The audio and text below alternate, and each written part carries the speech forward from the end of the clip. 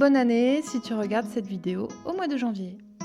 Alors le 4 janvier, on a Vénus qui va rejoindre Neptune et Mars dans la maison 10 qui est la maison du travail. Alors Vénus c'est la grâce pour résumer, Mars beaucoup d'énergie et Neptune c'est suivre tes rêves.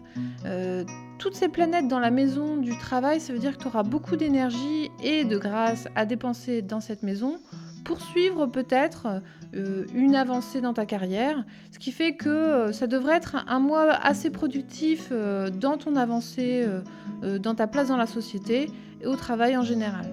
Donc assez positif.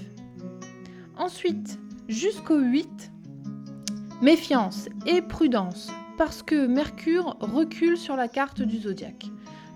Mercure va arriver en maison 7 et Mercure est en train de faire ce qui s'appelle une rétrogradation. Alors depuis le 20 décembre et jusqu'au 8, on a l'impression que Mercure recule dans le ciel. C'est juste une impression, c'est parce que la Terre dépasse Mercure.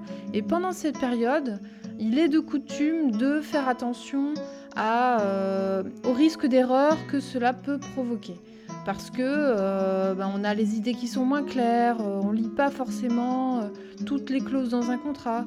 Et ici, dans la maison 7, ce que j'imaginais, c'est qu'il est possible que tu essayes de te marier, par exemple, et si jamais tu dois signer un contrat de mariage, je ne te dis pas de ne pas le faire, je dis juste méfiance et de lire toutes les petites clauses qui peuvent être risque d'erreur lors de la rétrogradation de Mercure.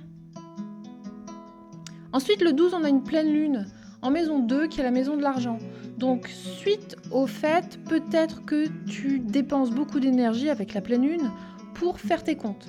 Donc, tu à mon avis, revois un peu ton budget. Ensuite, le 13, Mercure a repris sa course et change à nouveau de signe pour aller rejoindre le Soleil et Pluton dans une autre maison qui va gérer l'argent, mais cette fois-ci pas uniquement ton argent, mais celui que tu veux obtenir avec d'autres personnes, avec les banques et les notaires. Donc peut-être qu'une fois que tu as fait tes comptes, tu vas essayer de renégocier des conditions bancaires. En tout cas, une focalisation sur ton argent et sur l'argent des autres, ou l'argent que tu peux obtenir avec d'autres personnes, par exemple l'argent de ton conjoint.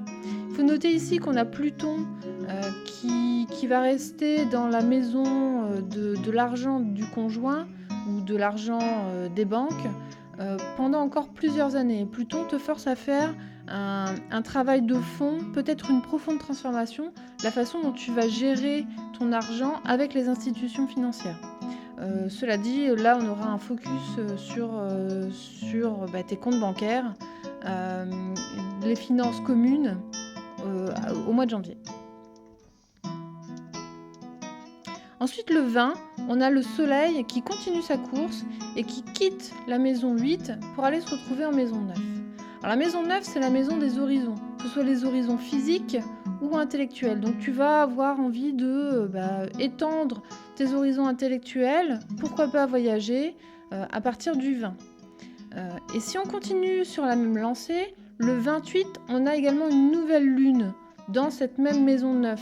Alors la nouvelle lune te demande de faire les choses un peu différemment, ce qui veut dire que peut-être que tu vas vouloir voyager, mais reprendre des études, améliorer un savoir de quelque sorte que ce soit, et peut-être t'ouvrir à de nouvelles cultures, puisqu'il s'agit ici de la maison des voyages. Et enfin, en toute fin de mois, on a Mars qui change de signe et qui va se retrouver en Bélier, qui va rejoindre Uranus. Alors, Bélier, chez toi, c'est la maison 11. Et en face, on a Jupiter qui lui continue sa course, qui va rester à peu près 1 an jusqu'en octobre l'année prochaine, en maison 5. Alors on a la maison 11 qui est la maison des amitiés, des groupes, des réseaux et des projets, et la maison 5 qui est la maison des plaisirs et des loisirs personnels.